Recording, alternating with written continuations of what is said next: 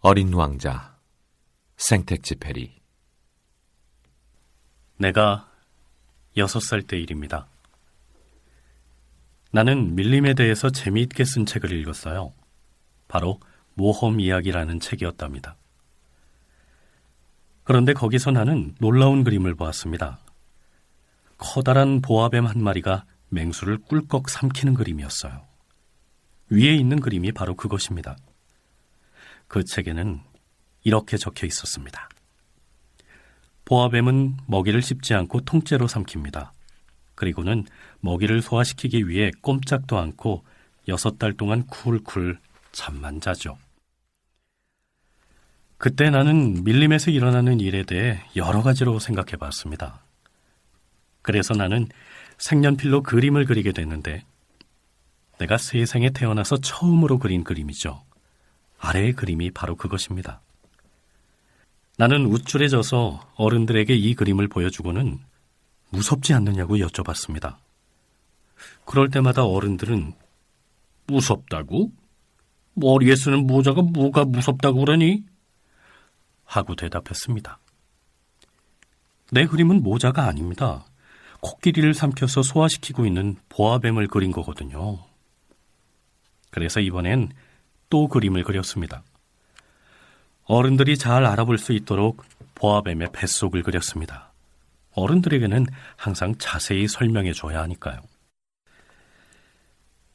나의 두 번째 그림을 보고도 어른들은 보아뱀 속에 코끼리가 있는지 없는지 관심이 없었습니다. 어른들은 나에게 그런 그림을 그리지 말고 차라리 국어나 수학, 역사와 지리 같은 공부에 열중하라고 충고해 주었습니다. 그래서 나는 6살 때 화가가 되려고 했던 멋진 꿈을 포기하고 말았죠. 내 첫 번째와 두 번째 그림이 연거푸 성공을 거두지 못했기 때문에 용기를 잃고 만 것입니다.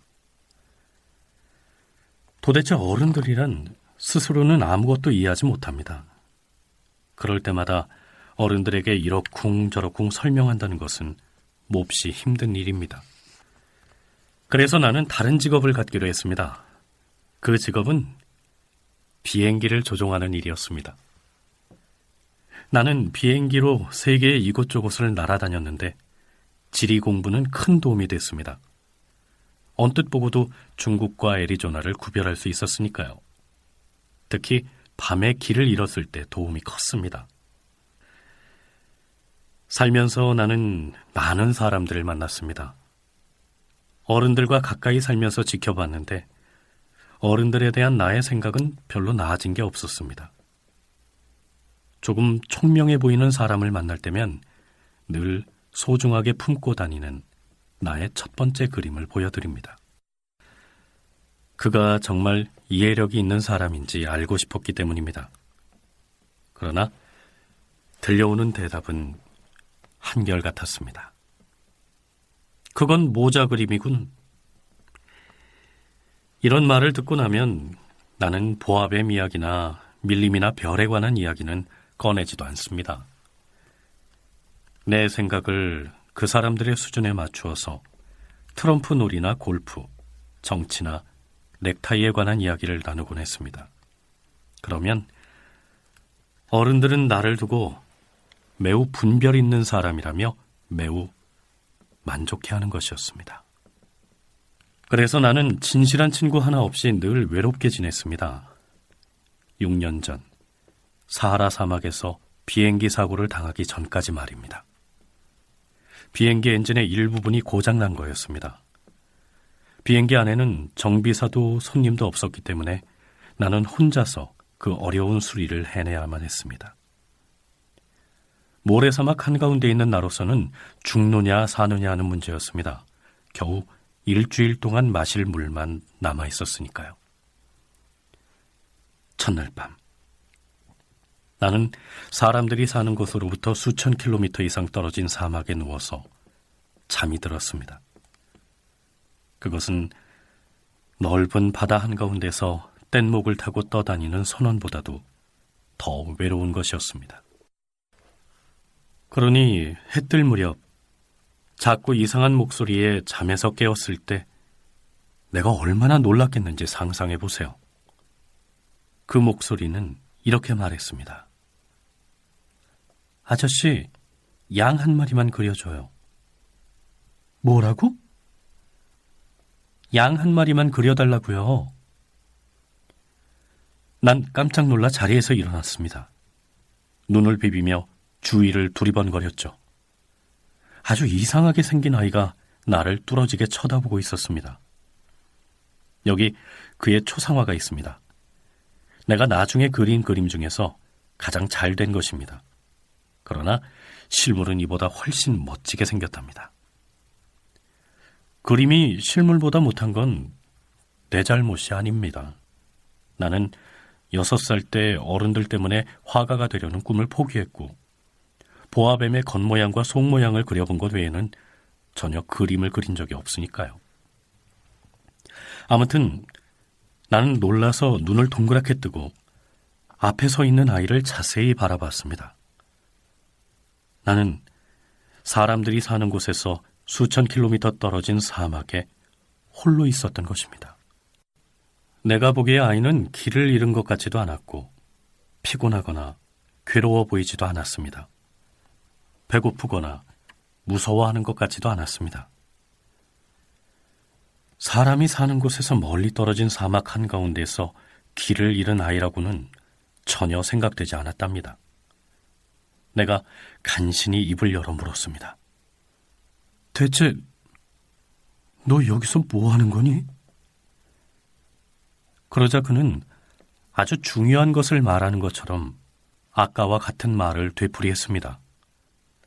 양 한 마리만 그려줘요. 너무나 신비로운 일을 당하게 되면 그것을 뿌리치기가 힘든 모양입니다. 사람이 사는 곳에서 아주 멀리 떨어져서 죽음의 위협에 처해 있는 나에게는 어처구니 없는 일이었습니다. 그러나 나는 주머니에서 종이와 만년필을 꺼냈습니다. 바로 그때 내가 공부했던 것은 지리와 역사, 수학과 국어뿐이라는 것이 생각났습니다. 그래서 나는 약간 퉁명스럽게 그림을 그릴 줄 모른다고 말해버렸습니다. 그러자 아이가 말했습니다. 상관없으니 양 한 마리만 그려줘요. 나는 양을 그려본 적이 없기 때문에 내가 그릴 수 있는 2가지 그림 중에 하나를 그려주었습니다. 뱃속이 보이지 않는 보아뱀 그림이었습니다. 그런데 그 아이가 하는 말을 듣고 나는 깜짝 놀랐습니다. 아니야. 보아뱀 속에 있는 코끼리를 그려달라고 한 게 아니야.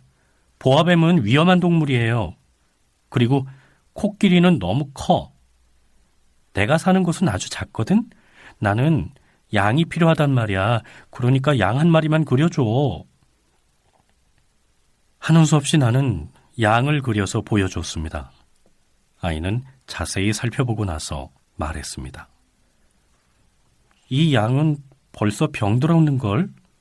다른 양을 그려줘요.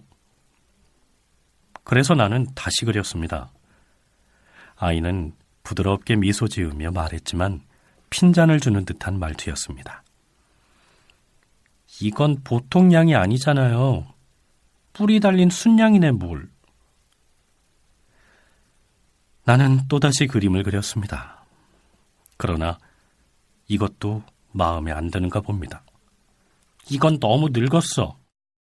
나는 오래 살 수 있는 양을 원한단 말이에요. 나는 슬슬 조바심이 나기 시작했습니다. 서둘러서 엔진을 분해해야 했기 때문입니다. 그래서 나는 단숨에 그림 한 장을 그려서 던져주며 말했습니다. 이건 상자야. 네가 갖고 싶어하는 양은 그 안에 들어있어. 그러자 아이의 얼굴이 갑자기 환하게 밝아졌습니다. 내가 원한 게 바로 이거야. 근데 이 양은 풀을 무지 많이 먹죠? 그건 왜? 내가 사는 곳은 아주 작으니까. 풀은 충분할 거야. 내가 그린 건 아주 작은 양이거든. 그 아이는 가만히 그림을 들여다보며 말했습니다. 그렇게 작지도 않은걸? 봐, 잠들었어. 이렇게 해서 나는 어린 왕자를 알게 됐습니다.